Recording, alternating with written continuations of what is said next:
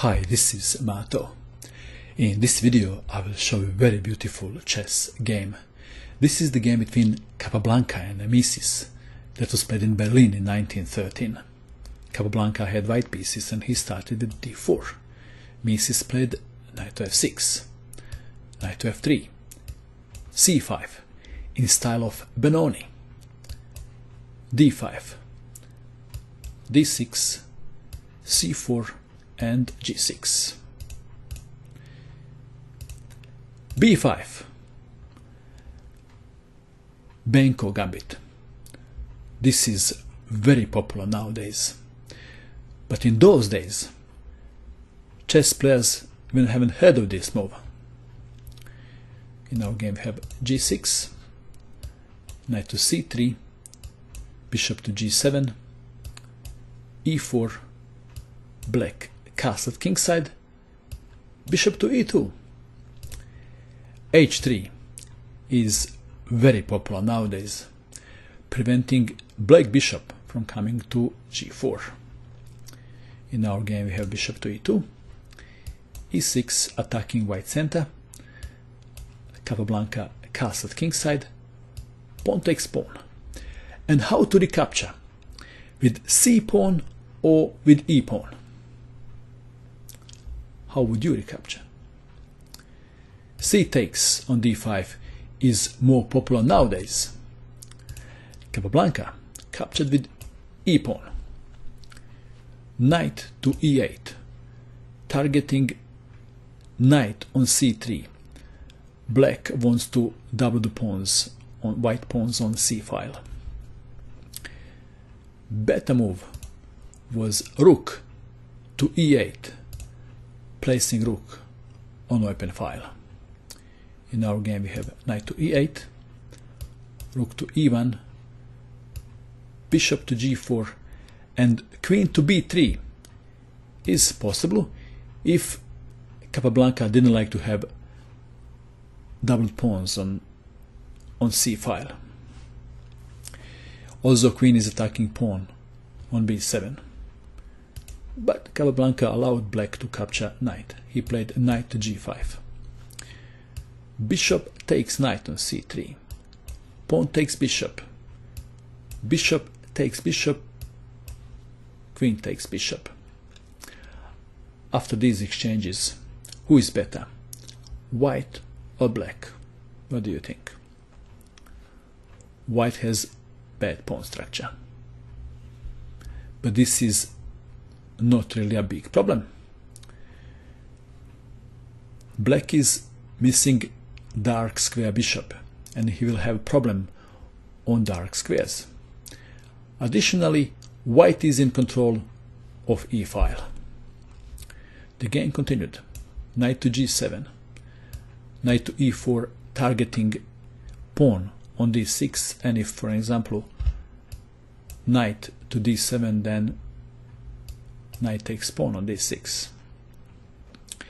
In the game f6 was played, bishop to f4, bishop and knight attacking pawn on d6, knight to e8 defending, bishop to h6 attacking rook, and now black considered rook to f7 and didn't play.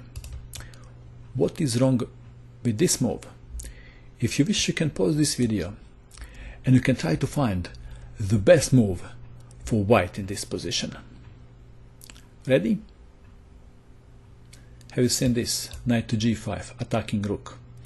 If pawn takes knight, then queen takes on e8 check, rook to f8, bishop takes rook, knight to d7, queen takes queen, rook takes queen, bishop takes on d6, and you get the picture.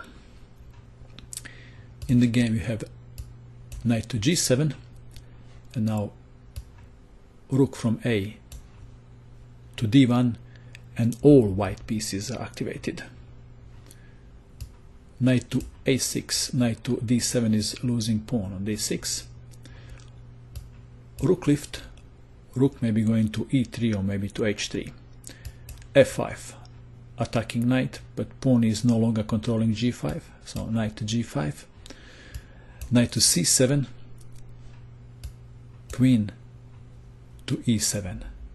Simple chess.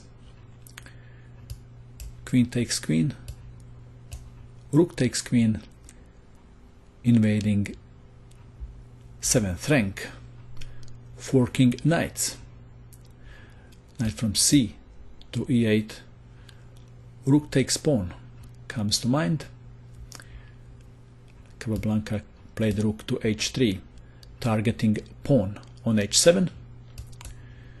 Now f4, making room for knight. Bishop takes knight, knight takes bishop, rook takes pawn.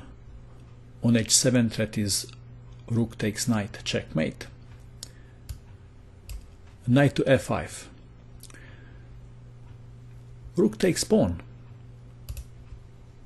On b7 comes to mind, but not to Capablanca's mind, because he is not after poor soldiers, he is after black monarch.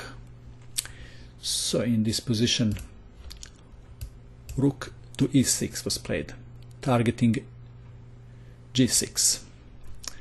Rook from f to e8, vacating f8 square for His Majesty the King. But after Capablanca captured pawn on g6, Mieses resigned in view of this continuation. Knight to g7, rook from h takes knight on g7, check, king to f8, rook to f7, check, mate. Very nice game, isn't it? And that is all. I hope that you enjoyed watching this video. I wish you good luck with your chess, and bye for now.